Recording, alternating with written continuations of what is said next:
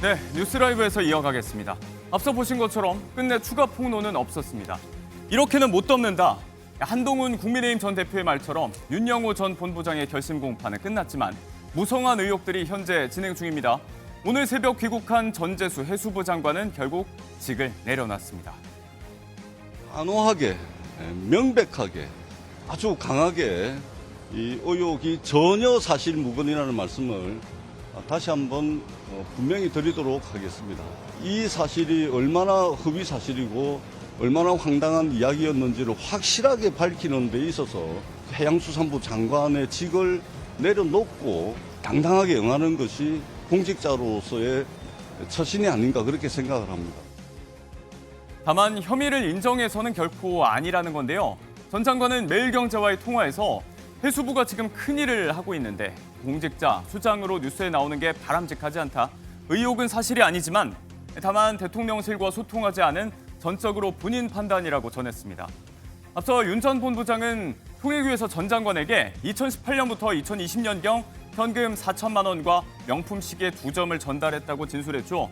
이 밖에도 여야 복수의 인물들을 거론한 것으로 알려지고 있습니다. 이 가운데서 또 한 명의 현직 장관이죠. 정동영 통일부 장관은 오늘 오전 서면 입장을 냈습니다. 야인 시절 공직에 있지 않을 때 윤 전 본부장과 한 번 만나서 10분 정도 차담한 게 전부다. 그 뒤로 일체 교류가 없었고 한학자 총재와는 만난 적도 없다. 근거 없는 낭설 유포에 대해선 법적 대응하겠다고 강경하게 얘기했습니다. 진술에 등장했다는 여야 인사들 모두 의혹을 전면 부인하는 중이죠. 경찰청 국가수사본부는 특별수사전담팀을 꾸려서 본격 수사에 들어가 있는 상태입니다.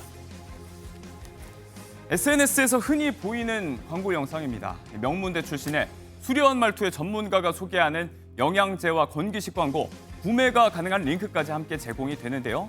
자, 영상 속의 이 사람들 모두 AI, 가짜 의사입니다. AI 가짜 전문가, 유명인 딥페이크 광고가 급속히 퍼지면서 특히 노년층 중심으로 피해 사례가 늘고 있는데요. 정부가 칼을 빼들었습니다. AI 생성물 표시를 의무화하고 어기면 부당 표시 광고, 이렇게 가짜 전문가가 의약품 광고를 하게 되면 소비자 기만 광고로 간주하고요. 이미 유통된 건 심의 전에라도 신속 차단한다. 또 징벌적 손해배상 제도도 도입한다고 합니다. AI 시대에 걸맞은 시장 질서를 확립해 나가겠다. 김민석 국무총리는 밝혔습니다. 콩나물 밥하고 두부전입니다. 좋아하시나요? 밥상에서 자주 보죠. 저도 이번 주에 맛있게 먹었는데 두 음식과 함께 세계 최악의 음식 100선에 이름을 올린 우리의 음식들입니다. 한 세계 미식 매체가 45만 건의 유효 투표를 합산해서 발표한 결과인데요. 홍어가 51위로 가장 낮은 평가를 받았습니다. 화장실에 톡 쏘는 불쾌한 향이다. 이거는 어느 정도 이해가 가죠.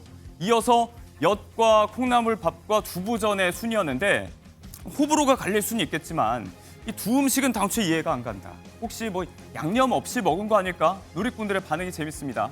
한편 최악의 음식 1, 2위는 모두 아이슬란드 음식이 차지했습니다. 양머리를 삶아낸 스비드라는 요리가 있는데 요리와 눈을 마주쳐야 한다. 기이하다는 혹평이 함께였습니다. 5년 만에 차익만 85억. 배우 하지원 씨가 부동산 투자의 귀재로 주목받고 있습니다. 한 언론에 따르면 하 씨는 본인이 대표로 있는 소속사 명의로 매입한 성수동의 건물을 지난달 185억 원에 매각했다고 하는데요. 2020년 3월에 100억에 사들였으니까 5년 8개월 만에 85억의 차익을 거둔 겁니다. 법인세 등을 빼더라도 70억 정도의 순차익인데 시세보다도 10억 정도 비싸게 팔렸다는 평가도 나옵니다. 인근에 게임사인 크래프톤 사옥과 청년주택 준공이 예정돼 있어서 매입 시점과 상권에 변화가 생겼다 전문가들은 분석하고 있습니다.